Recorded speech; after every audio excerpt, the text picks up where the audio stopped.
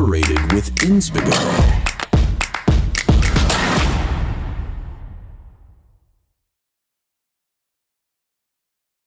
Inspigoers, bayangin kita lagi bekerja di suatu bank yang tentunya rentan sekali untuk menghadapi berbagai macam resiko fraud. Nah, kita hari ini akan mencoba bermain bersimulasi dengan Inspigo AI Voice Roleplay untuk menghadapi adanya laporan dari indikasi fraud oleh tim kita. Nah, gimana cara kita mengkomunikasikannya? Yuk, mari kita coba. Kita mainin nih, kita tes skill kepemimpinan kita, dapat skornya berapa dengan Inspigo AI Voice Roleplay.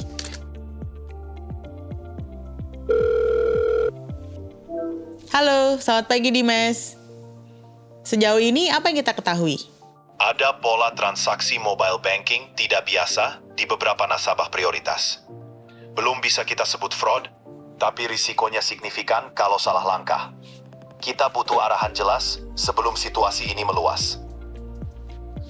Oke, kalau gitu pertama, coba kumpulkan semua data dalam waktu 30 menit, hubungi tim Korkom dan minta mereka menyiapkan strategi komunikasi untuk nasabah serta stakeholder eksternal, dan sampaikan ke tim untuk tetap tenang dan tidak dulu memberikan informasi supaya tidak timbul kepanikan.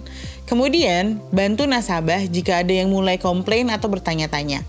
Kita hadal kembali ya Dimas, 30 menit lagi saat data dan strategi komunikasi sudah siap. Setelah itu, baru kita tentukan langkah berikutnya. Baik, arahan jelas. Saya tangkap. Saya akan pastikan tim kumpulkan data dan koordinasi dengan Korkom segera. Lalu kita update lagi dalam 30 menit. Kita jaga situasi tetap terkendali. Oke Dimas, kalau gitu saya tunggu lagi ya. Nanti kalau sudah ada update, please contact me. Thank you.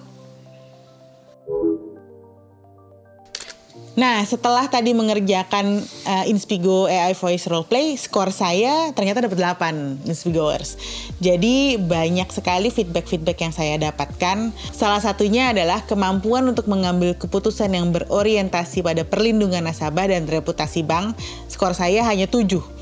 Feedbacknya adalah saya perlu menekankan kembali langkah-langkah konkret yang harusnya tuh bisa melindungi nasabah seperti memberikan pembatasan akses sementara. Lalu untuk kemampuan mengarahkan tim secara jelas, terkoordinasi dan tidak saling menyalahkan, alhamdulillah nih dapat 8. Jadi arahan saya feedbacknya tuh udah jelas, tapi bisa lebih detail lagi untuk menentukan peran masing-masing anggota timnya. Dan overall score saya 8. Jadi saya sudah menunjukkan kemampuan yang baik dalam mengelola situasi kritis dengan tetap tenang, memberikan arahan yang jelas, dan juga tetap berfokus pada perlindungan nasabah. So Inspigoers, kalau misalnya mau cobain Inspigo AI Voice Roleplay, bisa langsung ke inspigo.ai. Hai Inspigoers, selamat datang di Iluni UI Podcast Powered by Inspigo. Bersama saya, Dita Guritno. Baru aja tadi saya menggunakan voice roleplay dari Inspigo yang berjudul menentukan langkah saat terjadi indikasi fraud digital untuk melatih skill digital dan cyber aware leadership saya. Ternyata memang masih banyak yang bisa diimprove. Nah, pas banget nih, karena di episode ini kita akan membahas memimpin aman di era AI, digital risk, dan juga cybercrime. Di tengah percepatan digital first banking, AI, otomasi, tantangan pemimpin perbankan bukan hanya cuma inovasi, tapi juga tentang bagaimana mengelola resiko digital, menjaga kepercayaan nasabah, dan mengambil keputusan yang tepat di saat krisis. Jadi cyber risk hari ini bukan lagi teknis isu semata, tetapi isu kepemimpinan. Bersama kita telah hadir Bapak Vincencio Sulaiman, Head of Data Management dari Unit Transformation, Data Strategy, dan Planning Bank DBS Indonesia, yang akan berbagi insight dan pengalaman memimpin di tengah kompleksitas resiko digital dan tuntutan perlindungan nasabah. Welcome Mas Sule. Ya. Welcome to Inspigo. Selamat pagi. Selamat pagi Ibu. Senang banget kehadirannya. Udah ditunggu-tunggu dari kemarin Mas Sule. Iya, ditunggu beneran ya? Beneran. Aduh. Jadi selamat pagi juga ya. Terima kasih kepada Ibu dan juga tim dari Inspigo dan Iluni UI yang sudah mengundang kita ke sini. Senang ya rasanya kita ada di sini. Nanti kita bisa sharing juga dari base industri praktisnya kita tuh seperti apa sesuai dengan topik kita ya pagi ini. Jadi kita nanti ngomongin mengenai leadership digital, cyber security ya, turunannya digital seperti AI ya, mas segala Ya. macam. Nah, mungkin nanti nggak kebayang gitu, maksudnya kok ini dari segi perspektif industri perbankan itu seperti apa? Nanti kita bantu cerita ya. Benar. Kalau diperkenankan tentu. Sangat, karena yang kita ingin dapatkan dari Mas Sule justru sekarang gimana sih penggunaannya di Bank DBS. Ya. Karena yang namanya AI lagi naik-naiknya, tapi kan kita harus mengkaji karena regulasinya juga belum kenceng. Betul. Nah, seperti apa supaya resikonya ini tidak membahayakan untuk organisasinya dan juga untuk nasabahnya. Ya, ya. Nah, jadi Inspigowers hari ini kita bakal ngobrol banyak banget sama Mas Sule. Mau kita serap daging-dagingnya. Sama tulangnya Bu? Jangan, keras kalau tulangnya Mas. Tulangnya nggak ada soalnya. Tapi kita nanti akan mencoba menyelami nih dengan role-nya Mas Sule gitu kan sebagai Head of Data Management. Ya, ya. Ngapain aja sih dengan zaman sekarang ini di era kekinian Oke. ini gitu kan. Oke. Mungkin aku mau bertanya yang sekarang ini nih Mas. Ya. Di era digital first banking saat Ya, ini gitu kan. Kita kan banyak banget resikonya. Kalau kita lihat tuh, aku aja pernah kena. Apalagi kayak misalnya untuk yang phishing. Phishing apa phishing? Pakai P depannya. Pakai P ya. Kalau phishing tuh mancing. Iya. Phishing. Sebenarnya konsepnya mancing sih, cuman supaya istilahnya dia masuk ke dalam cyber security perspektif area, dia ganti jadi F-nya itu jadi P. Oh gitu. Bener. Ini baru tahu. Karena nature-nya itu mancingin orang. Nanti kita cerita kenapa itu mancing Oke, gitu maksudnya. Aku udah pernah mengalami, jadi aku mengerti tuh konsepnya. Kenapa memancing. Nah, tapi di antara berbagai resiko-resiko digital ini gitu Ya, kan, ya. menurut Mas Sule, apa sih yang paling krusial bagi industri perbankan di saat ini? Oke, ini pertanyaan pertamanya udah berat ya. Berat Jadi banget. teman-teman pendengar ya. Jadi istilahnya apa gitu risikonya. Tapi sebelum kita lari ke risiko ya, mungkin kalau saya boleh cerita sedikit. Yes. Karena kalau saya sendiri untuk mengerti sesuatu, kita kupas tuntas dulu elemen-elemen yang menyangkut apa yang kita mau bahas. Jadi misalnya berkaitan sama tadi pertanyaannya ya, risiko seperti apa kalau kita berbicara mengenai istilahnya digitalisasi digital gitu ya maksudnya. Nanti kita kaitkan dengan konsep leadership, which is topik kita ya.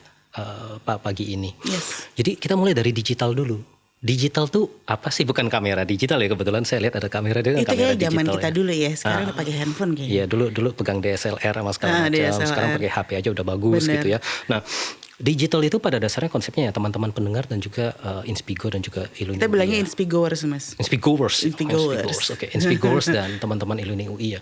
Kita kalau berbicara mengenai digital itu pada dasarnya konsep teknologi yang istilahnya memungkinkan proses dan juga penyimpanan ya data atau informasi yang berharga tentunya ke dalam sistem elektronik. Ini teori banget, tapi pada dasarnya ini dipegang di dalam industrinya kita, industri perbankan juga. Jadi karena kita itu punya kapabilitas untuk menyimpan katakanlah apapun lah itu. Rekaman ini sekarang. Iya. Apa yang kita lakukan sekarang, kita ada podcast sama segala macam, kita punya kayak file suaranya, audionya, Yes, kita punya benar. videonya. Ya. Not to mention kalau kita ngomongin industri perbankan, kita punya data apa? Data nasabah. Bayangkan ya, data nasabah yang harus kita Jutaan, lindungi. ya. Data transaksi nasabah at the very least. Data internalnya kita sendiri dari processing internal operation. Data transaksi. Nah, yang tadi Credit data score. transaksi. Ini kan semuanya kan disimpan dalam sistem elektronik tadi Yes. ya. Nah, inilah kita berbicara mengenai digital. Dari digital ini baru kemudian kita berbicara kalau kita simpan dalam sistem elektronik dan itu barang berharga, kan harus kita lindungi. Ya kan? Baru kemudian itu berkaitan sama istilahnya tadi cyber security. Cyber security atau bahasa Indonesia kita kan risiko siber ya. Ya. Itu berarti kenapa risiko siber itu ada? Karena berkaitan sama ini nih, yang digitalnya ini, asetnya ini tadi nih. Yeah. Karena kita punya, bayangkan, kita sebagai suatu entitas, sebagai organisasi itu kayak rumah. Kita nyimpan informasi kita yang berharga di dalam furnitur kita, di dalam rumah kita. Ibaratnya kayak ada rak isinya buku-buku gitu, file-file kita, documents. Iya. Tetangga lewat itu jangan tetangga. Orang di depan rumah lewat. Ya. Lihat, waduh, ini rumah walaupun nggak jelek-jelek amat, nggak bagus-bagus amat, tapi kontennya kayaknya bagus nih. Gue mau malingin. Cyber security. Karena motifnya itu datang dari situ. Ya, dia mau nyolek information berharga dari istilahnya rumahnya itu buat diekfiltrasi, istilah kita ya secara teknis ya. Nanti kita jelaskan juga. Diekfiltrasi keluar supaya dia bisa perdagangkan, dia perjualbelikan. Misalnya data nasabah tadi ya. Ya. Kita kan mesti proteksi kalau kita sebagai entitas kan ya. Benar. Resikonya yang berkaitan sama risiko cyber tadi adalah kalau misalnya ternyata itu bisa diekfiltrasi keluar tanpa pengetahuan kita. Atau mungkin dia mau merusak, dia datang, dia mau rusakin tuh storage-nya sama segala macamnya, atau informasinya itu sendiri. di encrypt sama segala macam. Jadi kayak dicap gitu ya, dicap, di encrypt. Lu kalau gue mau unchat gitu ya, jadi lu bayar dulu gitu. Itu ransomware. Nanti kita juga berbicara mengenai itu kalau perlu. Nah nanti konteksnya nanti kita jematanin juga ke data management ya, yang kita lakukan di PT Bank DBS Indonesia itu seperti apa. Tapi kira-kira besaran gambarannya seperti itu Ibu. Okay. Jadi kita berbicara mengenai istilahnya digital itu apa. Kenapa istilahnya relevansinya dengan cyber security tadi ya. Kemudian konsep leadership bahwa pada dasarnya, oh ternyata setelah saya mengerti digital itu apa, yaitu penyimpanan informasi dalam sistem elektronik ya. Jadi orang kan jadi punya motif ya untuk Benar. istilahnya mendapatkan itu tanpa otorisasi ya. Jadi maksudnya kan karena itu barang berharga loh kan gitu kan. Benar. Itu Very sumber valuable. asal muasal dari cyber security risk-nya tadi. Dan inilah yang sangat prevalen. Prevalen itu maksudnya yang sangat kejadian per posisi sekarang ya, dan bakal terus menerus in the future juga untuk entitas dunia perbankan tentunya. Dan maka itu kalau kita berbicara mengenai industri kita, entitas dunia perbankan, itu sesuatu yang berkaitan dengan manajemen security untuk istilahnya cyber ya, cyber security, itu untuk setiap perbankan biasanya itu merupakan titik fokus. Yes. Karena mereka bertanggung jawab terhadap istilahnya nasabah. Ya. Kenapa mereka mau bertanggung jawab? Karena istilahnya berkaitan sama risiko reputasi nanti. Benar. Ya kan? Benar. Nanti kalau orang merasa nasabah udah mulai nggak nyaman gitu, nggak merasa aman dan nyaman gitu ya, otomatis bisnisnya bakal turun. Yes. It's about trust, it's about reputation kalau di kita. Mungkin saya berhenti sampai di situ dulu. Kira-kira mau dikupas yang mananya lagi? Aku juga mau ngupas karena tadi pengen nanya juga, kalau misalnya Mas Sule sebagai Head of Data Management di DBS Indonesia Iya, gitu. Persepsiku selama ini Iya. kirain cuma ngurusin data aja. Ya, Tapi ternyata kalau ngelihat dari role-nya, aku sempat ngintip dikit nih profilnya Iya, Mas Sule. Semuanya berhubungan dengan resiko, ya, dengan teknologi. Betul. Bahkan kalau kita mau tap in ke teknologi yang paling sekarang kekinian ini kan untuk AI gitu kan. Itu semuanya di ruang lingkup Mas Sule. Kalau in a simple way, ya, dengan bahasa yang super simple buat kelas Iya. 5 SD gitu Mas. ya. Apalagi mungkin buat para Pendengar ya. adik-adik kita yang masih di kuliah gitu kan. Ya. Kerjaannya Mas Sule tuh ngapain aja sih sebenarnya? Ya, saya mulai dengan tiga kata aja. Iya. Jadi supaya gampang dimengerti sama kita-kitanya dan mungkin bisa menjembatani pemahaman terutama bagi yang belum terjun ke dunia industri seperti kita gitu ya. Di dunia perbankan itu data itu, tadi kan kita berbicara mengenai digital, cyber security sama segala macam. Yes. Data udah disimpan dengan aman. Pertanyaan berikutnya, apakah Anda memakainya dengan etis? Kita masuk ke Responsible data use. etika ya. Yes. Responsible data use ini nggak hanya serta-merta kita berbicara mengenai istilahnya Anda boleh nggak pakai datanya. Boleh adalah sesuatu hal. Tapi istilahnya etis nggak untuk memakainya. Ya. Etis itu maksudnya gini. Jika nasabah hanya memberikan persetujuan bahwa datanya itu dipakai untuk onboarding, know your customer, dalam artian untuk customer due diligence, CDD kita nyebutnya. CDD tadi customer due diligence, KYC, know your customer. Selain itu dia nggak memberikan persetujuan lebih, misalnya bank tidak boleh, menurut dia ya, menurut pemahaman dia bahwa bank tidak boleh menggunakan datanya untuk cross marketing misalnya. Kalau tidak ada konsen seperti itu, apakah secara etis kita boleh pakai itu untuk cross marketing? Nggak boleh sama sekali harusnya. Iya, karena kalau tidak ntar balik ke resiko reputasi tadi gitu kan. Benar. Nanti ada kayak aduan atau segala macam ya. Jadi kita pengguna datanya harus bertanggung jawab. Jadi area kerja saya itu sebenarnya secara overall, mau AI nanti bentuknya, mau analisis biasa bentuknya, Anda kan bakal menggunakan data ya untuk melakukan itu semua. Benar. Artificial intelligence ya, untuk melakukan istilahnya prediksi, mau analisa biasa mas segala macam, you'll use the production data. Anda bakal pakai data production yang tadi udah disimpan di dalam sistem elektronik tadi. Apakah secara etis itu boleh dipakai? Itu ada kerangka kerjanya. Jadi kalau kita share ya, pada dasarnya di dunia perbankan, terutama secara spesifik di PT Bank DBS Indonesia, kita ada kayak framework kerangka kerja untuk memastikan bahwa penggunaan data itu udah dilakukan secara bertanggung jawab. Responsible data use. Jadi kita menghormati data dari nasabah, tapi on the other hand tentunya kita mau memaksimalkan juga istilahnya data yang sudah dipercayakan oleh nasabah ke kita. Gitu. Jadi Gimana kita, tuh maksudnya memaksimalkan datanya? Jadi tentunya istilahnya kita juga mikir dari segi nasabah, jadi win-win solution ya tentunya Yes. ya. Ada kayak seperti use case yang istilahnya memungkinkan untuk istilahnya menguntungkan nasabah nggak. Sementara tentunya kita juga bisa generate misalnya economic value misalnya. Jadi menggunakan data untuk misalnya memberikan clue atau nudges gitu ya, misalnya kira-kira nasabah seperti apa yang istilahnya memang kecenderungannya lebih mungkin untuk condong ke produk tertentu. Oh ya. Jadi matchmaking gitu Matchmaking, ya. oke. Dijodoh-jodohin misalnya. Seperti itu. Kira-kira seperti itu sih Bu. Jadi gampang simpelnya itu adalah responsible data use. Tapi implementasinya itu sampai kepada istilahnya nanti AI modelnya seperti apa ya. Yang bikin itu bukan kita ya, tapi istilahnya ada kayak unit tersendiri di kita. Nah, tim analitiknya yang bikin, tapi mereka mesti patuh sesuai dengan koridor kerangka kerjanya ini. Regulasi. Jadi nggak boleh semau saya. Jadi di organisasi seperti perbankan, karena kita kan highly regulated juga ya. Jadi nggak bisa semau saya pakai data ABC hanya untuk use case eksplorasi tertentu. No, that's not the case. Makanya kita ada kerangka penggunaan data yang bertanggung jawab, dan disitulah saya datang untuk memastikan. Bukan polisi juga sebenarnya. Jadi, ntar jangan jadi polisi maling. Titelnya jadi polisi. jangan. Bukan. Jadi memang kita menegakkan aturan, tetapi istilahnya ini adalah kewajiban bersama di dalam kita sendiri ya di PT Bank DBS Indonesia gitu. Kira-kira demikian Bu. Yes. Moga-moga memberikan gambaran dikit ya. Sangat menggambarkan, karena berarti kan Mas Sule ini memang benar-benar jadi yang penegak, tapi bukan polisi, yang menegakkan keamanan sebenarnya untuk pemakaian seluruh data nasabah di Bank DBS gitu kan, dan juga untuk mengawasi segala macam celah risiko nih untuk implementasi teknologi. Betul sekali. Jadi teknologi itu sebenarnya kita dibantu oleh teknologi unitnya kita. Jadi kita nggak kayak hardcore banget gitu ya berkaitan sama keamanan siber kita sendiri yang turun. No. Tentunya itu ranahnya teknologi. Kalau kita tadi yang kita lebih fokus condong ke manajemen datanya kita. Karena datanya udah ada.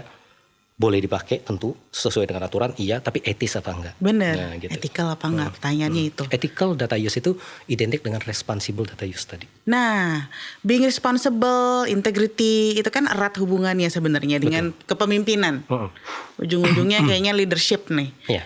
Tapi kenapa sih isu cyber risk ini kalau menurut Mas Sule itu nggak bisa lagi dilihat dipandang sebagai oh ini cuma isu IT semata. Ini tuh adalah orangnya, ini adalah leadershipnya nih yang harus dibenerin gitu. Ya, jadi izin menjawab ya Bu ya. Silakan dong, diizinkan Mas.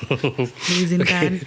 Jadi kalau kita berbicara mengenai cyber security, tadi kan udah digital, kita berbicara mengenai digital, kita udah tahu itu seperti apa. Risikonya udah pasti cyber security tadi kan. Informasinya di-exfiltrate tanpa sepengetahuan kita atau di-compromise sedemikian rupa sehingga itu mengganggu operasionalnya kita kan, which is itu nggak bagus. Orang cenderung kalau berbicara mengenai keamanan siber ya, cyber security ya, yang across the mind, yang maksudnya muncul di kepala kita pertama kali berbicara mengenai cyber security, wah ini teknis nih. Ini pasti nanti kita ngomongin istilahnya jaringannya mungkin dilumpuhkan, servernya dikompromis sama segala macam. Dan sebagai nasabah aku biasanya mikir gini, pasti sistemnya jelek. Which is belum tentu. Pasti nggak safe nih sistemnya nih. Betul, which is belum pasti tentu. Bisa dijebol soalnya. Nah, saya mau mengenalkan konsep yang namanya, kalau belum kenal ya teman-teman pendengar sama mungkin yang istilahnya berkepentingan ya. Jadi kita ada konsep yang namanya, ini berlaku umum saya rasa, people, process, technology. Jadi dimanapun ketiga hal ini, ketiga elemen ini pasti selalu ada. Ada aspek people-nya yang melakukan, ada aspek proses dari underlying prosesnya itu sendiri sama teknologi. Nah supaya nggak ngawang-ngawang kita balik ke digital nih. Digital itu ada people, proses, teknologinya juga. Prosesnya digital, misalnya digital Anda punya proses berkaitan sama misalnya kalau di kita ada digital banking misalnya. Apakah ada orang di belakangnya? Ada. Semua masyarakat DBS Indonesia yang berkontribusi untuk digital banking baik secara bisnis maupun operasional itu kan part dari people ya. Semua employee sama segala macam misalnya. Benar. Lalu teknologi yang meng-enable itu kan maksudnya kan. Jadi istilahnya security-nya, servernya, segala macamnya kan gitu kan. Itu kan jadi satu kesatuan. Nah berbicara mengenai tadi bahwa pada dasarnya ya kalau kita lihat ya di antara ketiga ini memang relatively speaking, tapi ini relatively speaking ya. Di antara ketiga elemen ini yang paling weakest linknya itu biasanya people. Ya karena secara proses, secara teknologi biasanya udah properly defined. Jadi kayak kita bangun rumah gitu ya, pagarnya itu udah ada gitu ya. Jadi sistem security-nya itu di perimeter di sekeliling rumahnya itu udah dibagusin gitu, itu udah bagus. Meloncat pagar juga susah. Gitu ya. Tapi aspek people-nya itu yang istilahnya kadang kelewat. Jadi dibalikin tadi ke pertanyaannya bahwa kenapa leadership itu penting dan istilahnya apa yang leadership bisa kontribusikan di yang berkaitan sama digital sama cyber security. Again tadi bahwa kita berbicara nggak hanya 1-2 hal. Makanya leadership di sini penting. Dan ini leadership ini ngedrive culture pada dasarnya untuk make sure bahwa relatively speaking again ya, weakest link-nya people-nya itu benar-benar istilahnya diedukasi. Jadi istilahnya aware mengenai information security yang ada. Jadi nggak gampang bagi risiko cyber itu teraktualisasi dengan istilahnya memanfaatkan aspek people yang lemah itu. Jadi bayangkan sangat ini ya, maksudnya merugikan sekali ya bagi entitas atau suatu perbankan. Anda udah bagus dari segi proses, Anda udah bagus dari segi teknologi, tapi ternyata jebol juga gara-gara istilahnya dimanfaatkan dari people-nya. Jadi ntar kita berbicara mengenai bagaimana istilahnya cyber attack ya terjadi karena istilahnya leverage on relatively speaking again, this weakest link people-nya itu. Jadi yang namanya phishing segala macam ya, pengenalan malware ke dalam istilahnya networknya kita, jaringannya kita, itu relatif terjadi itu karena dia memanfaatkan people-nya. Begitu diklik, nanti kita cerita mengenai cyber kill chain sama segala macam. Tentunya tidak terlalu teknis karena fokus kita ke istilahnya aspek leadership tadi. Leadership kalau dia udah tahu yang kayak gini-ginian, dia tahu, oh I know what I need to do, apa yang harus saya lakukan untuk make sure bahwa saya oke secara istilahnya keamanan informasi secara entitas. Apa yang harus saya fokuskan. Itu sih. Jadi it's no longer istilahnya tanggung jawab teknologi. It's no longer tanggung jawab orang-orang tertentu, data management, data governance and whatnot. Tapi leadership secara keseluruhan. Kalau leader tahu mengenai hal ini, tentunya dia bisa set prioritas dan eksekusi kewenangannya sehingga ini itu jadi istilahnya sesuatu yang menjadi landas dasar bagi entitasnya itu untuk keep abreast of istilahnya maintaining security untuk istilahnya data tadi yang kita berbicara mengenai digital ya, nasabah dan segala macam. Yes. Kadang emang suka kelupaan. Kayak selama ini persepsiku adalah sistemnya yang salah, sistemnya yang nggak secure gitu. Tapi semua hal tersebut kan yang membuat adalah manusia ya, people-nya kan ya. Kan sebagai people, bagi manusiawi kadang-kadang prone to error. Which is Ibu, sorry saya potong. Jadi itu nggak salah juga. Jadi kadang serangan cyber itu dia kadang bisa ngincer sistemnya langsung. Kita kenal ada yang namanya denial of service attack, misalnya DOS ya. DOS itu benar-benar dia menguji apakah istilahnya keamanan sistemnya itu oke apa enggak. DOS ini cara kerjanya adalah kalau biasanya rata-rata Anda mau berkomunikasi dengan jaringan luar atau misalnya orang luar mau menyerang kita, dia mau say hi dulu tuh, hai ibu gitu ya gitu. Kan ngelurin tangan, jabat tangan kan ya. Oh biasanya ada kayak gitu? Itu terjadi di dalam jaringan biasanya. Baik itu kita nyebutnya yang TCP atau UDP itu dilakukan pada dasarnya. Terutama di TCP. Kalau UDP dia cuma kayak kirim paket doang gitu. Dibanjirin gitu. TCP itu apa? UDP itu apa? Jadi sebagai ibu-ibu aku ingin tahu. TCP UDP itu cuman kayak terminologi. Jadi jangan dipusingin karena istilahnya kan kita mau fokus ke istilahnya contoh ya. Jadi TCP UDP itu lebih kepada mekanisme protokol untuk istilahnya sambungan ya, jaringan gitu maksudnya. Jadi misalnya dia mau masuk ke dalam jaringannya DBS, dia say hi dong gitu ya. Say hi, dia ngulurin tangan gitu ya. Kita kan juga ngulurin tangan dong, say hi gitu maksudnya. Ya. Ini ada terminologinya namanya SYNACT gitu, synchronize sama acknowledge gitu. Jadi bayangkan ya kalau misalnya ini ada dua sistem yang berbeda. Iya betul. Satu sistem dia mau coba masuk gitu kan ke sistem DBS. Jadi bayangin dia ngulurin tangan nih, ngulurin tangan. Kita kan juga ngulurin tangan kan. Kenalan dulu. Sebelum jabatan, sebelum jabat tangan, dia tarik. Dia tarik, tangan kita kan masih terulur kan. Ya. Bayangkan kalau itu dilakukan 1000 kali dan kita hanya punya 500 tangan. What happen? Kita nggak bisa istilahnya ngulurin tangan lagi. Capek dong sistemnya. Bukan hanya capek, kita nggak bisa ngulurin tangan lagi, jadi nggak bisa nge-service istilahnya request yang datang dari luar tadi. I see. Jadi istilahnya kayak kalau Anda coba untuk istilahnya akses jaringan, akses URL-nya lagi misalnya ke Digibank atau kayak gimana gitu ya. Yang terjadi adalah 404 gitu, saya error 404 gitu. Nah. Terus komplain kan, waduh saya mau transfer ini nih nggak bisa gitu. Itu serangan langsung ke dalam sistem di jaringan sebenarnya. Itu salah satu contoh sederhana. Selain dia ngebanjirin langsung ya gitu ya. Tadi itu yang berkaitan sama sistem langsung. People tapi istilahnya yang paling predominan sekarang karena istilahnya attack seperti itu mitigasinya sekarang udah banyak. Jadi istilahnya bisa detect. Oh ini datang dari IP tertentu nih, ya, datang dari sumber tertentu, blok aja misalnya gitu. Itu asal ada identifikasi. Nah ini kata yang sangat penting nih kalau kita berbicara mengenai risiko siber, identifikasi. Asal ada identifikasi dan kemudian tindak lanjut dilakukan secara timely. Nah tentunya istilahnya itu bisa ditanggulangi. Yes, Nah, balik lagi ke people-nya sebenarnya ya. Iya, balik ke proses sama people. Proses tadi. dan people-nya. Teknologi nggak bisa berdiri sendiri Yes. kan. Jadi dia ada prosesnya untuk melakukan identifikasi, Yes. penanggulangan, eskalasi sama segala macam. People-nya mesti menjalankan ini semua. And melakukan decision making. On Ini the other hand, people yang lain mesti aware bahwa pada dasarnya saya tidak boleh tertipu dengan istilahnya email luar yang mencoba merayu, membujuk atau mengancam. Misalnya mengancam tuh maksudnya kayak gini. Anda passwordnya kurang canggih, tolong reset password dalam jangka waktu 7 kali 1 jam gitu ya. Banyak tuh 7 kali 1 terjadi. jam kalau ada gitu. 7 kali 1 jam gitu ya. Dengan cara mengklik link ini. Yes, banyak Once you click, what they do is actually they deploy misalnya istilahnya downloadable executable tertentu ditambah dengan ngebuka URL tertentu on which dia minta user ID sama password. So itu jadi modal bagi istilahnya orang-orang yang melakukan phishing tadi. Ini mekanisme phishing salah satunya untuk mendapatkan informasi dan mencoba mengkompromis tadi sistem kita. Motifnya apa? Motifnya balik ke tadi cyber security, dia mau ngincar ada informasi yang berharga nggak di situ yang bisa saya exfiltrate gitu. Kayak gitu sebenarnya. Yes.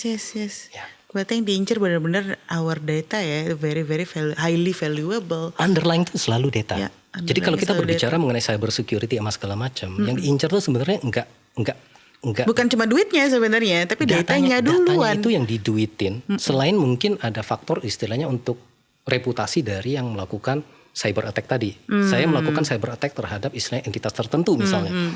Dia mungkin ngincar reputasi. Tapi on top of that, kalau kita berbicara mengenai motif ya, motifnya itu lebih kepada monetary value dari istilahnya informasi itu. So that's why ada kayak perang secara tidak tertulis antara yang mencoba untuk melakukan defense, which is pihaknya kita yang memiliki informasi itu, dengan melakukan attack.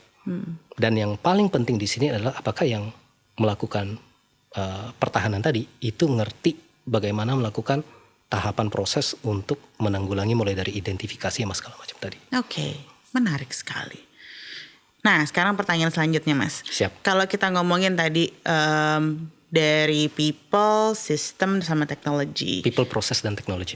People, process, and technology. Betul. Terus udah gitu, kalau kita ngomongin tadi, you need to be able to identify the risk gitu. Correct, kan. betul. Nah, jadi kalau misalnya dalam situasi insiden digital atau mungkin ada potensi fraud gitu kan, tantangan terbesarnya biasanya apa yang dihadapi oleh seorang pemimpin? Okay. Saya coba jawab dari perspektif ini ya. Yes. Kalau kita dari dunia industri yang perbankan sama segala macam, sedapat mungkin kita tuh menghindari insiden itu terjadi. Mulai dari istilahnya identifikasi tadi. Jadi kita tahu sebelum bahkan insiden itu terjadi, kita udah tahu, oh ini ada indikasi bahwa kita diserang. Jadi di dalam dunia cyber security, cyber attack, ada yang namanya APT, Ibu. Advanced Persistent Threat. Kirain APT. Lagunya Bukan. Nomar sama Rose. Oke. Bukan. Apa tadi Pak? APT? Advanced Persistent Threat. Oke. Ancaman yang advance secara persisten. Dan Maksudnya persisten terus-terusan ya? Ya, jadi kalau dia pro banget ya, yang dia lakukan itu adalah dia coba untuk menelusup ke dalam jaringan kita, jaringan perbankannya kita, tanpa sepengetahuan kita. Dan dia lie low, jadi maksudnya dia kayak tiarap. Dia Under the radar gitu ya kalau misalnya itu. Mencoba untuk under the radar, mencoba untuk establish kita nyebutnya command and control ke dunia luar. Jadi dia bisa nyambung ke yang istilahnya yang ngirim paketnya tadi lewat phishing tadi ya, yang udah dieksekusi sama user. Kalau itu tercapai command and controlnya, itu orang luar itu bakal kayak semacam nge-remote masuk ke dalam si jaringannya kita tanpa sepengetahuan kita, which is itu bahaya sekali ya kan. Dan mencoba yang namanya untuk lateral movement. Lateral movement itu maksudnya dia mencoba bergerak dari satu sistem ke sistem yang lain, mencoba mencari sesuatu. Apa itu sesuatunya? Informasi berharga. Begitu ketemu, dia juga nggak langsung boasting gitu loh. Ya. Wah, saya bisa nge-hack masuk ke dalam entitas A gitu misalnya.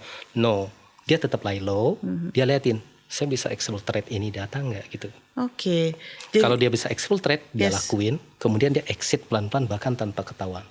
Kalau bisa, advanced persistent threat. So he does not do, they are not doing any damage. Mereka tidak melakukan any damage langsung ke dalam sistem.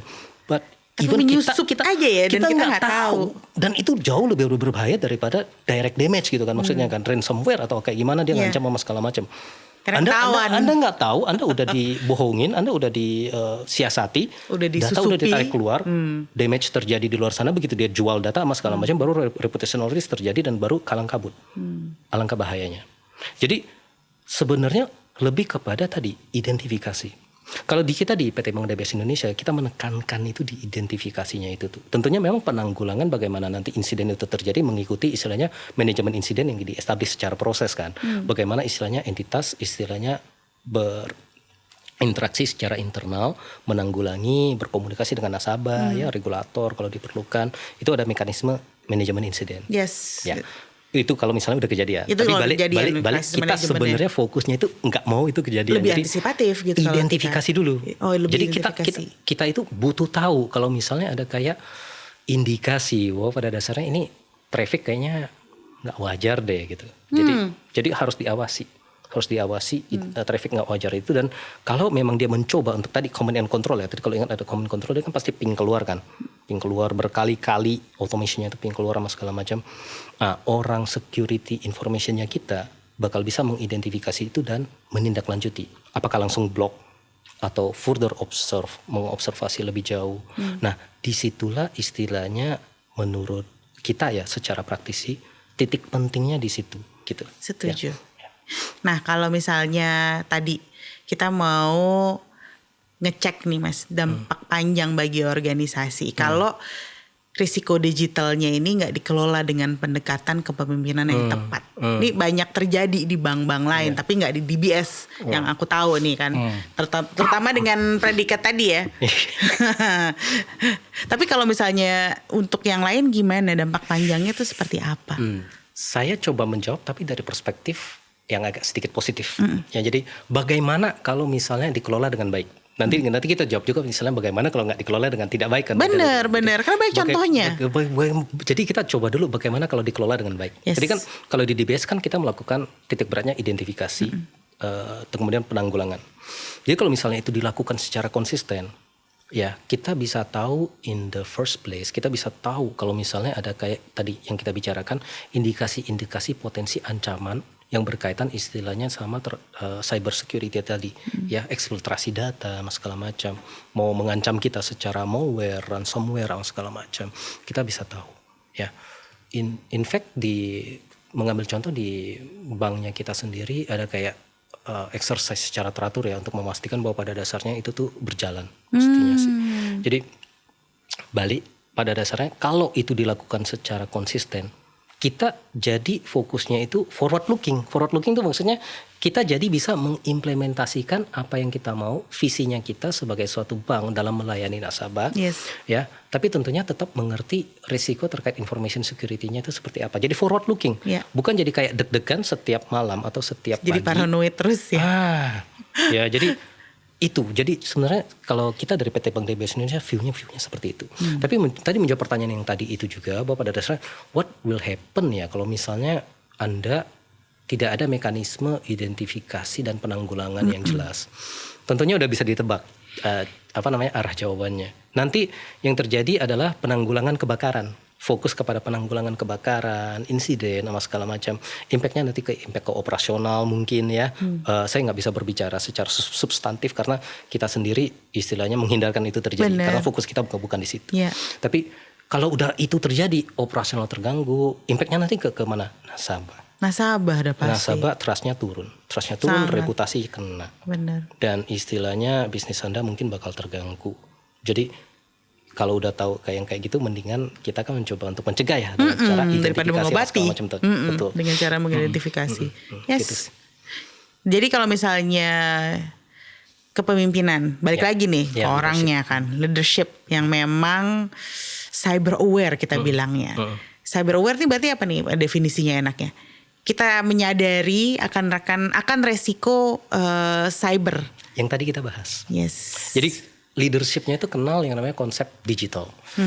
Dia kenal dari digital itu ternyata berkaitan sama risiko siber tadi karena kita berhubungan sama data yang mau kita lindungi. Bener. ya kan? Jadi dia ngerti, The valuable dia ngerti data. dari aspek tadi people, proses, teknologi, Yes. apa yang harus dilakukan supaya data ini terproteksi dengan baik. Karena ini key, data tidak terproteksi dengan baik, impactnya hanya bukan ke entitas itu, tapi impactnya ke stakeholdernya banyak nih, nasabah, terus Government, regulator. Nah, itu 2 tuh, at the very least ya. Ya. Jadi leadershipnya mestinya ngerti bahwa pada dasarnya saya mesti menitik beratkan ke people, proses, teknologi ya supaya istilahnya ininya bisa saya jaga, datanya bisa saya jaga. Dan di dalam proses pun people, proses, teknologi ya. Kalau people kan straightforward dalam artian bagaimana untuk memastikan secara culture Yes. ya, mendidik people-nya kita untuk melek, tahu, aware kalau misalnya ada mekanisme ancaman berupa phishing, spear phishing atau variasi phishing seperti apapun, mereka ngerti think before you act. Kita ada salah satu slogannya di Think Facebook. before you act. Think before you click lah maksudnya gitu ya. Benar. Jadi sebelum Anda otomatisme klik gitu ya, mikir dulu. Mikir nih. dulu. Ini email dari eksternal. Yes. Nadanya mungkin sifatnya ancaman. Dalam artian dalam waktu tertentu Anda harus melakukan reset password. Wah, ini udah kecenderungan masuk email phishing. Don't do it. Laporkan malah gitu. Laporkan. Jadi kita juga ada mekanisme untuk melaporkan sehingga kita bisa tahu oh, typical phishing sekarang itu seperti ini loh. Berguna ya jadi sebenarnya report dari kita ya. Nah, ini saya tambahkan 2 hal juga. Satu, selain actual what is happening misalnya dari luar mencoba untuk phishing kayak tadi ya, kita juga ada edukasi ke istilahnya employee-nya kita. Yeah. Actually kita mencoba untuk mimicking email phishing seperti ini dan ngeliatin mana yang istilahnya actually tertipu. Oh gitu. Kemudian, Jadi ya, ada A/B testingnya, Ya. ibaratnya. Iya, jadi tapi ini part dari edukasi internal ya. Ya, Jadi maksudnya benar. supaya tahu gitu loh. Ya. Begitu dia klik, yang muncul adalah ini adalah pendidikan information security misalnya. Lain kali jangan diklik ya karena ini segala macamnya lah ya. Terus ini kan kita internal ya. Tapi kalau nasabah juga kita coba educate lewat istilahnya Anda hati-hati dengan scam sama segala macam ya. Dia kasih URL, dia bilang baru ada enhancement system misalnya butuh reset user ID password, begitu diklik linknya ternyata serupa banget sama istilahnya website tertentunya punya entitas itu misalnya DBS mirip banget gitu ya, tanpa curiga masukin. Nah edukasi scamnya itu misalnya lebih kepada kayak lihat URL addressnya gitu ya, kadang udah mirip banget tuh, bahkan sampai dengan sekarang tuh ada teknologi yang istilahnya begitu lihat sekilas sama, Bener. tapi ternyata dia pakai spesial karakter di situ yang nggak kelihatan di screen, tapi itu berbeda gitu maksudnya. Sampai segitunya. Jadi kita selain educate internal, kita juga coba educate eksternal gitu maksudnya. Jadi again, purpose-nya cuma satu sebenarnya, identifikasi, preventif sama segala macam. Kita nggak mau kejadian kalau bisa. Yes. Sama tadi yang menarik juga building that culture of cyber aware-nya juga Ya. ke internal ya. Iya, Diperkenalkan juga tadi. Betul. Ada testingnya juga. That's really interesting. Iya. Itu sebagian kecil ya. Jadi maksudnya itulah yang terjadi di dunia istilahnya industri perbankan, karena kita highly regulated, jadi kita mesti meet that kind of the expectation. Yes. Maksudnya. Sekarang aku mengerti kenapa ini very very highly regulated. Karena memang asetnya itu super valuable, nggak cuman dari masalah finansialnya aja, tapi especially di data. Exactly. Benar. Itu yang dipercayakan ke entitas seperti kita, industri perbankan, dan itu yang harus kita jaga. Benar, benar. Oke Mas, Siap. tadi kita udah ngomongin berbagai macam ancaman-ancaman gitu kan, cyber attack gitu. Tadi aku dengar Mas Sule tadi bilang ada ransomware, Ya. ada phishing yang tadi kita udah bahas sebelumnya ya, memancing gitu kan. Tapi terus kita ada malware, apalagi Mas istilah-istilahnya, dan ini tuh bentuknya seperti apa sih yang dalam bahasa yang gampang banget ya, supaya kita gampang mengerti. Siap, izin ya nanti saya coba bantu jelasin. Jadi Monggo. cyber attack itu sebenarnya serangan siber itu bisa langsung ke istilahnya sistemnya, elektronik sistem yang menampung data tadi ya, kita nyimpen datanya gitu, dengan tujuan untuk melumpuhkan gitu maksudnya gitu ya. Bisa juga untuk istilahnya tadi ya, kalau kita berbicara mengenai tadi advanced persistent threat tadi ya. APT. APT gitu ya.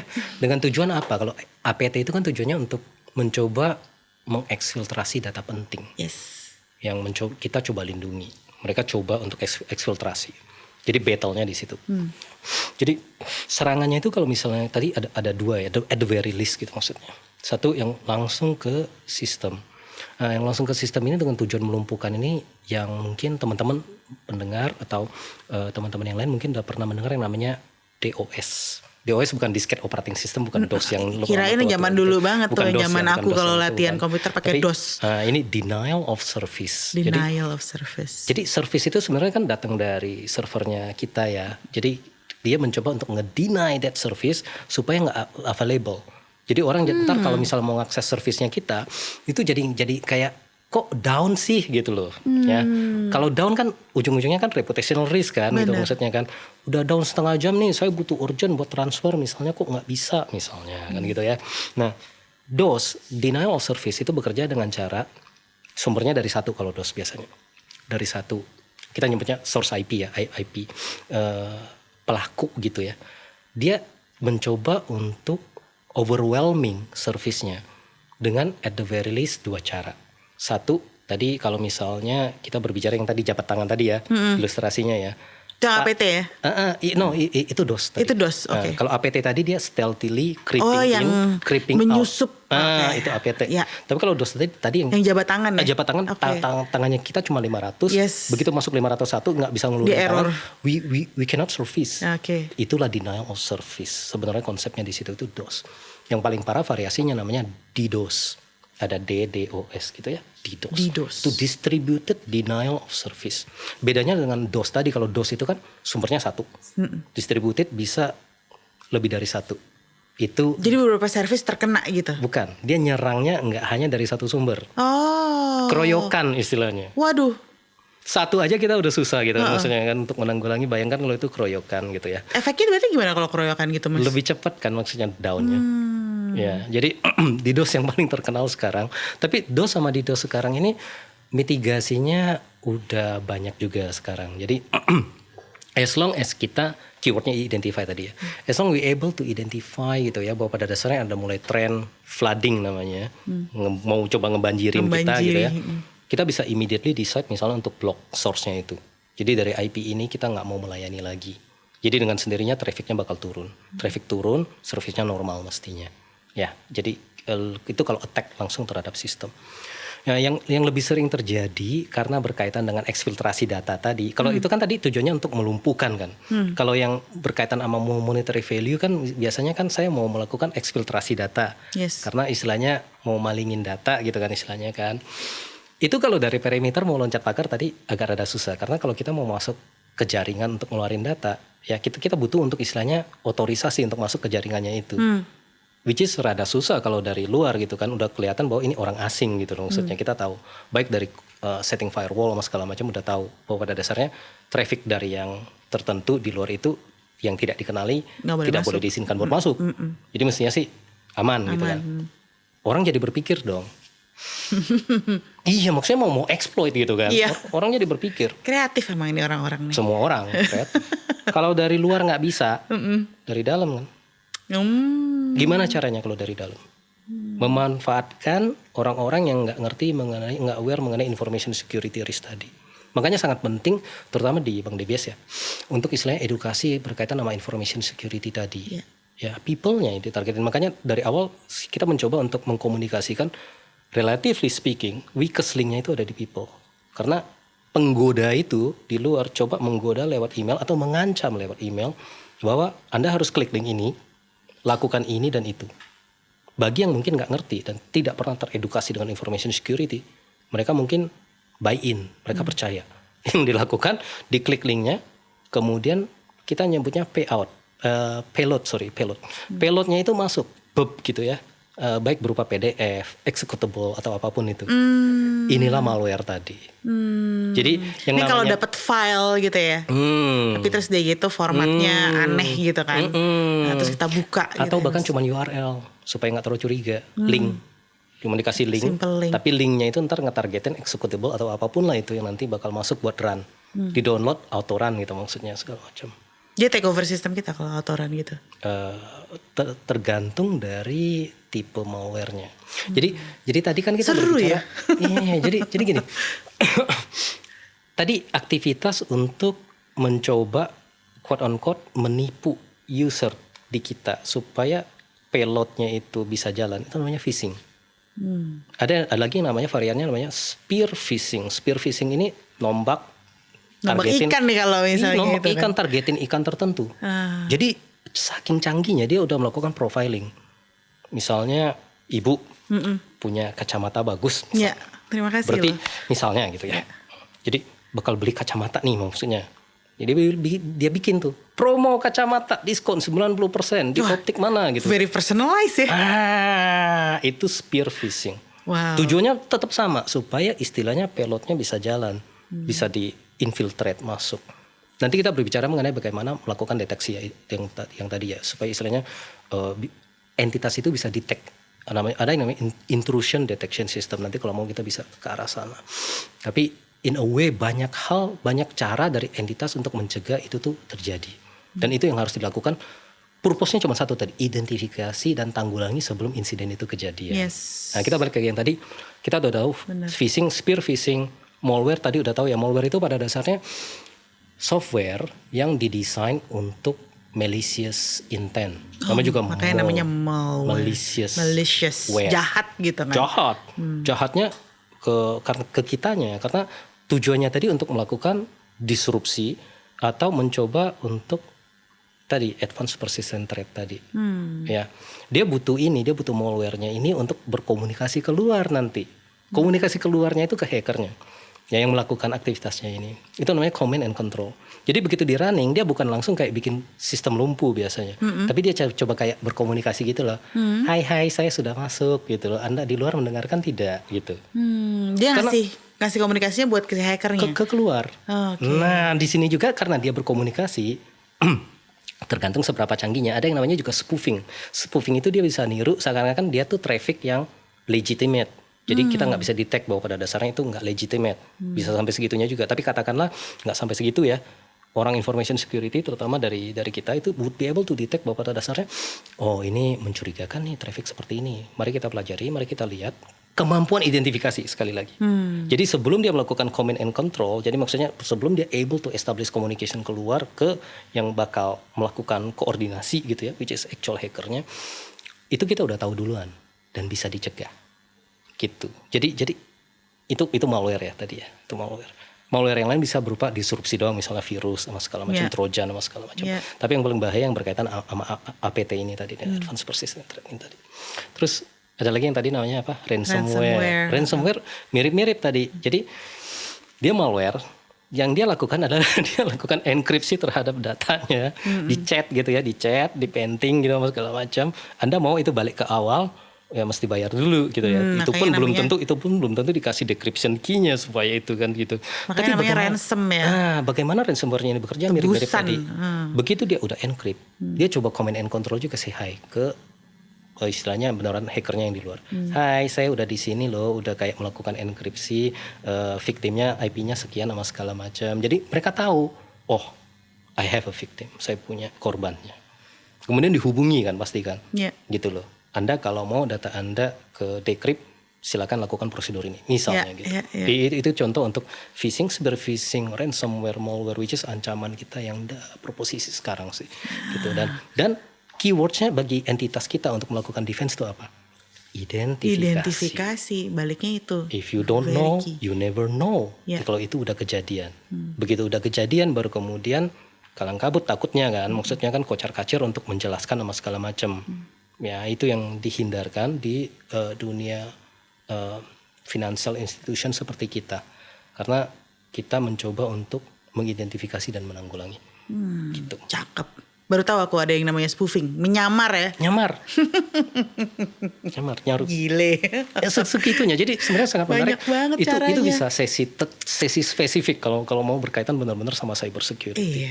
Ya, tapi karena kita ngomongin leadership digital dan cyber security, saya rasa bisa lebih nanti kita fokusin di situnya tentunya. Oke, setuju. Kalau gitu kita balik dulu ke situ. Ini ada pertanyaan berikutnya. Siap. Jadi gini, kalau misalnya kita ngomongin sebuah organisasi itu kan apalagi banking harus tetap inovatif. Ya betul. Cuman kalau kita ngomongin skill seorang leaders gitu kan, dia harus bisa memanage risiko, harus bisa comply, harus bisa ethical. Kan koridornya banyak banget. Gimana caranya seorang pemimpin bisa tetap inovatif, tapi juga memiliki skill manajemen risiko yang baik di era zaman sekarang ini nih Mas, yang era AI, era digital penuh dengan percobaan cyber attack gitu kan. Izin menjawab ya. Silakan diizinkan. AI. Jadi sekarang kita udah mulai ngomongin AI aja lah Yes. ya, gitu ya. AI itu artificial intelligence, erat kaitannya dengan machine learning. Jadi maksudnya kalau machine learning yang dari AI-nya itu dipergunakan untuk membantu perusahaan atau entitas untuk istilahnya melakukan prediksi biasanya. Ya. Dengan pattern tertentu dari data volume yang sebelumnya, kira-kira apa yang bakal kejadian. Ya. Dan biasanya dipergunakan oleh tim analitik bank untuk melakukan istilahnya prediksi analisis ya, untuk benefit dari banknya itu sendiri, biasanya perbankan. Nah, sebelum kita lari jauh ya ke AI, turunan-turunannya misalnya generative AI, agentic AI and whatnot. AI itu sebenarnya apa sih gitu loh. Maksudnya secara kita balik ke landas dasar, konsep dasar dulu ya. Yes, konsep dasar. Mungkin pertanyaannya kita balik kayak gini. Apa yang membedakan kita sebagai seorang manusia dengan spesies lain? Sorry ya, mungkin ini tidak langsung kayak berkaitan gitu, tapi Yes. menurut saya ini konsep dasar yang istilahnya menjembatani nanti sampai kepada pertanyaan tadi dan Setuju. jawabannya. Yang membedakan kita dengan spesies lain itu adalah kemampuan kita, selain maksudnya kita tegak gitu ya, berdiri, jalan sama segala macam, aspek biologi sama segala macam yang ngebedain, adalah kemampuan seorang manusia untuk menciptakan yang namanya tools. Ya. Kita bisa istilahnya bikin gedung pencakar langit tinggi karena kita pakai tools. Gak mungkin kita pakai tangan dan kaki kita sendiri Yes. manjat sama segala macam, kan sangat berisiko ya. Benar. Kita bisa melakukan terraforming. Terraforming itu apa? Itu ngubah misalnya terowongan gitu di dalam gunung. Ya. Karena kita pakai tools. Ya. Bisa bikin MRT. Karena kita ngebor di dalam tanah pakai tools, nggak mungkin pakai tangan kan. At the very least kalaupun mau pakai cangkul kan Pakai gitu. cangkul. Cangkul itu kan tools. Yes. Is AI a tools? AI juga adalah tools yang bikin manusia juga kan. Benar. Jadi kita posisikan AI kalau di kita ya, kita sebagai industri perbankan, Bank DBS Indonesia sendiri itu memposisikan AI itu sebagai alat bantu. Karena dia alat bantu itu digunakan untuk melakukan upskill ke yang istilahnya pakai. Manusia bisa sampai dengan sekarang karena istilahnya memakai tools tadi kan. Pengetahuan memakai tools itu kan ditularkan ke orang-orang kan maksudnya Yeah. kan. Yang namanya roda pertama kali dibikin, Bener. pasti ada yang ngasih tahu kan, ini lo caranya Anda pakai rodanya Anda bikin kayak bundar, masukin ke Excel itu poros roda, dorong. Oh iya ya, ternyata gerobaknya bisa bergerak dan ini memudahkan saya dalam bekerja. Sama halnya konsep ini diadopsi dengan untuk istilahnya AI pada dasarnya. Jadi roda itulah AI gitu, pada dasarnya memudahkan kita untuk bekerja gitu maksudnya. Dan mekanisme untuk menularkan knowledge-nya itu yang istilahnya harus ada. Karena nggak semua orang ngerti in the first place, misalnya roda ya, pakainya kayak gimana gitu loh. Benar. Jadi ditularkan do and don'ts-nya, optimal pemakainya seperti apa, pemahaman risikonya tadi sama segala macam. Dan disitulah jawaban terhadap pertanyaan tadi. Pada dasarnya kita memposisikan digital AI, turunannya agentic AI, generative AI itu sebagai tools. Bukan untuk menggantikan atau melakukan efisiensi sumber daya manusia, tidak. Tapi dengan tools ini manusia itu jadi lebih powerful dalam melakukan pekerjaannya. Di DBS Indonesia itu ada konsep namanya human in the loop. Human in the loop. Human in the loop. Jadi aspek pemakaian digital, terutama AI, Gen AI, itu kunci pemakainya tetap di manusia. Ya. Jadi hasil akhirnya itu tidak boleh dipakai langsung tanpa review dari manusia yang menggunakan. Tanpa Q&A dari kita ya. Betul. Tetap boleh Anda pakai AI, Gen AI ya. Tapi istilahnya ada human in the loop tadi. Setuju. Gitu sih kira-kira. Karena kalau enggak kita ada yang namanya work slop kan zaman sekarang. AI slop juga. AI slop itu kan istilahnya AI ngeproduksi sesuatu yang istilahnya mohon maaf ya, sampah gitu seperti itu. Ya, dan sedihnya mungkin beberapa orang nggak tahu. Makanya pendidikan istilahnya mekanisme sharing is caring kan gitu ya. Jadi ya ini masuknya ke sini.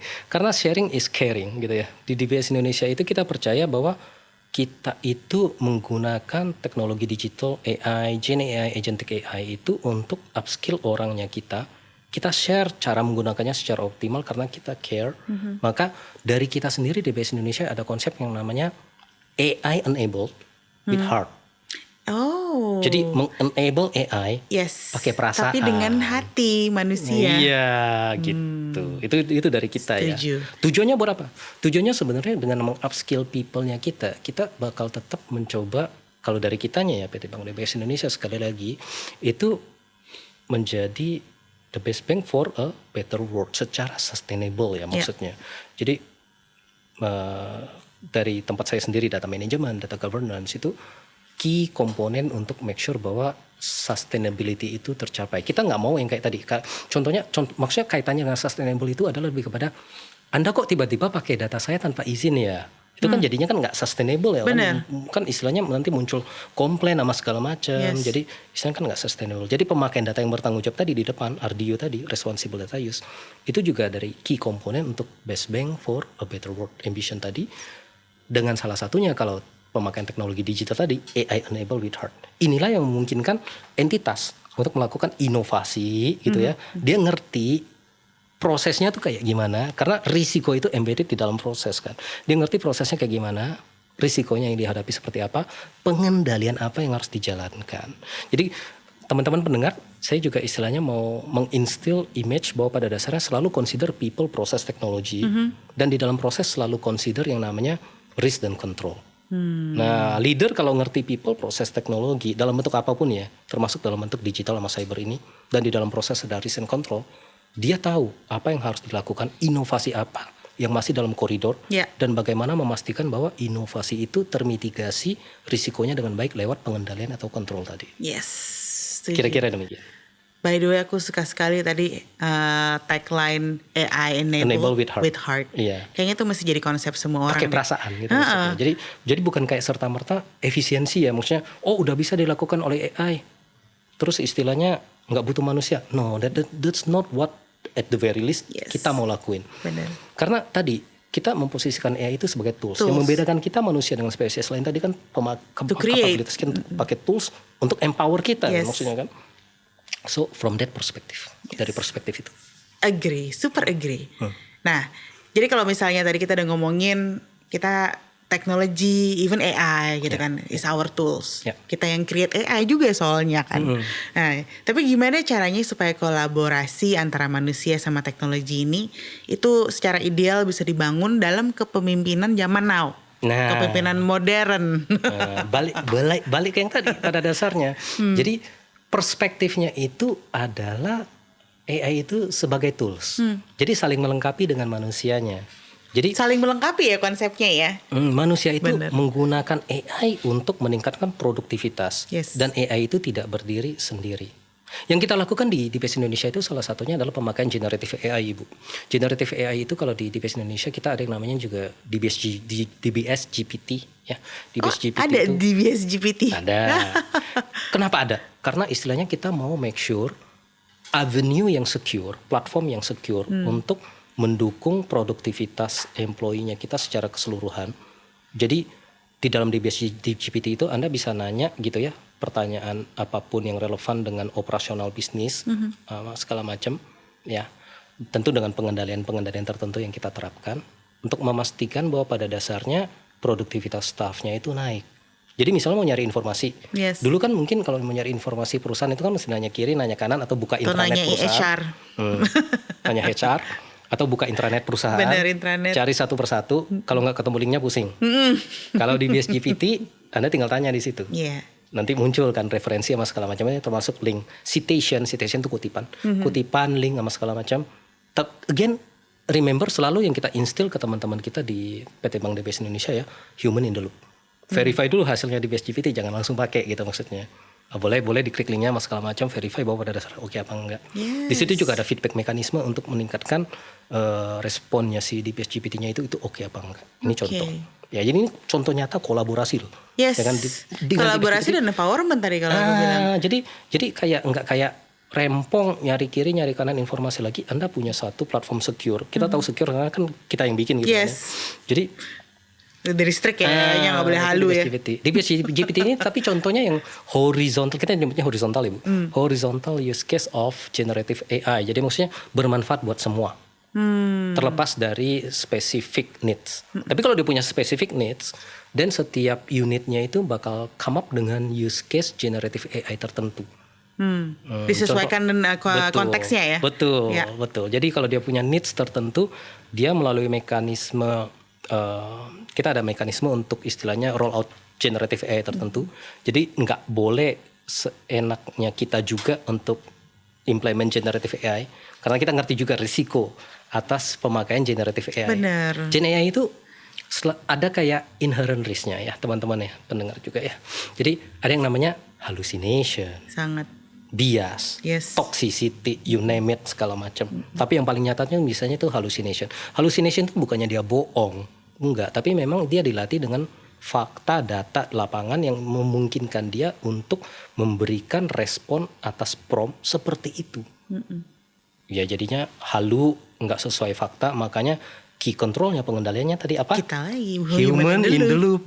Balik-balik ke tadi analogi dasar tools dan human. Kita bisa jadi kita yang kayak sekarang karena kita pakai tools.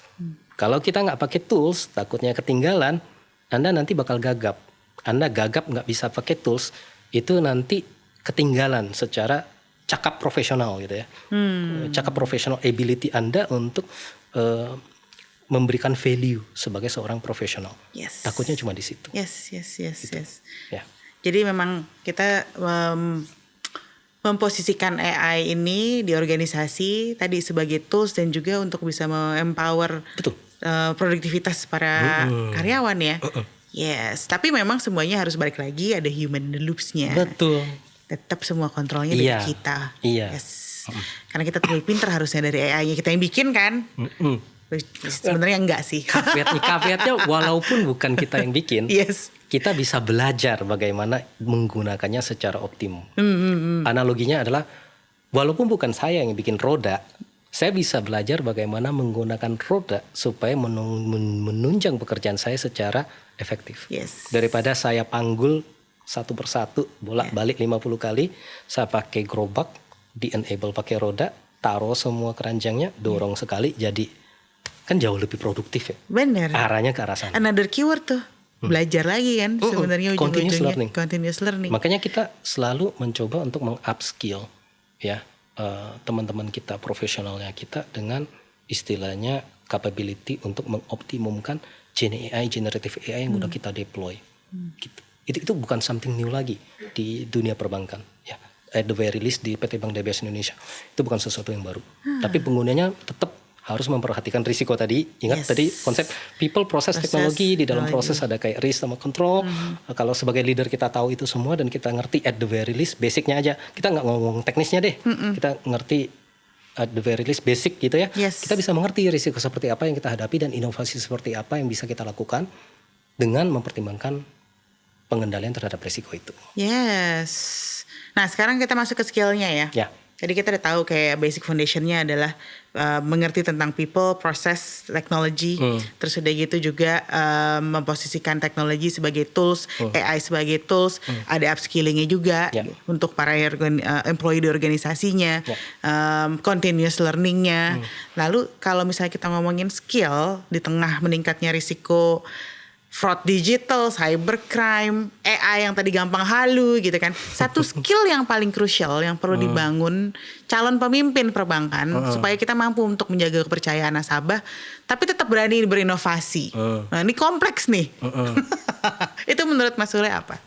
Saya rasa kita bisa sum up dari diskusi kita tadi bahwa pada dasarnya leader kalau mau tetap relevan dan mengerti konsep risiko yang dihadapi leader dalam rollout inovasi terkait istilahnya cyber, digital and whatnot, leadernya mesti continuously learning.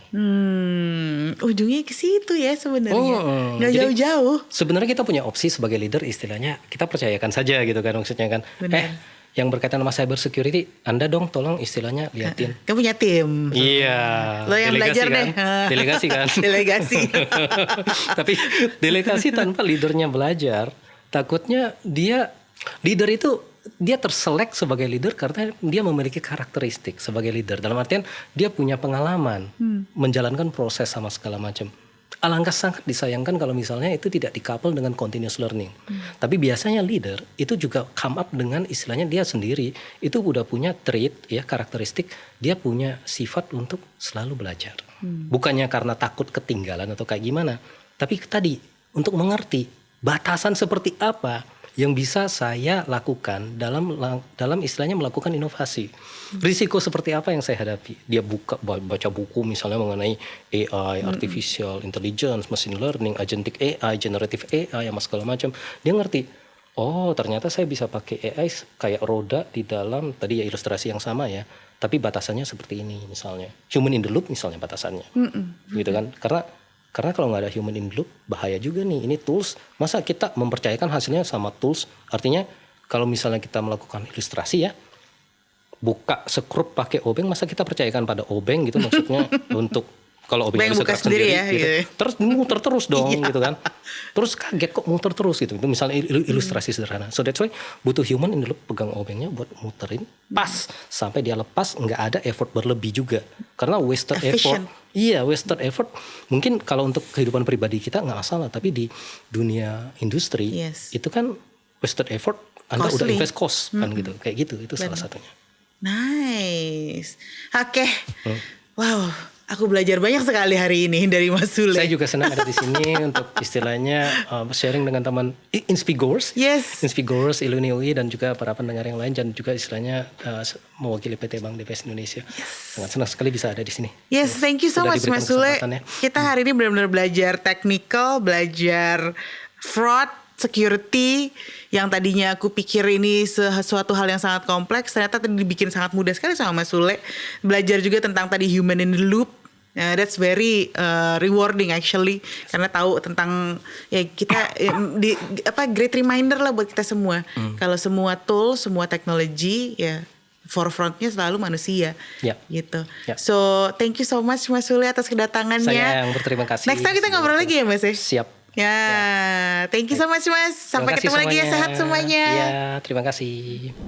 Dari perbincangan kita hari ini, kita belajar bahwa tantangan utama kepemimpinan perbankan di era AI dan digital first banking bukan hanya soal kecanggihan sistem, tapi kemampuan pemimpin dalam mengidentifikasi, memahami, mengelola, dan merespons resiko digital secara bijak.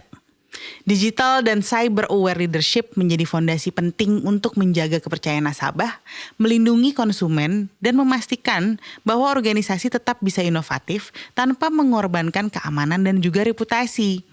Jadi pemimpin masa kini itu dituntut untuk mampu menyeimbangkan teknologi dengan judgement manusia, ketegasan dengan empati, serta kecepatan dan kehati-hatian.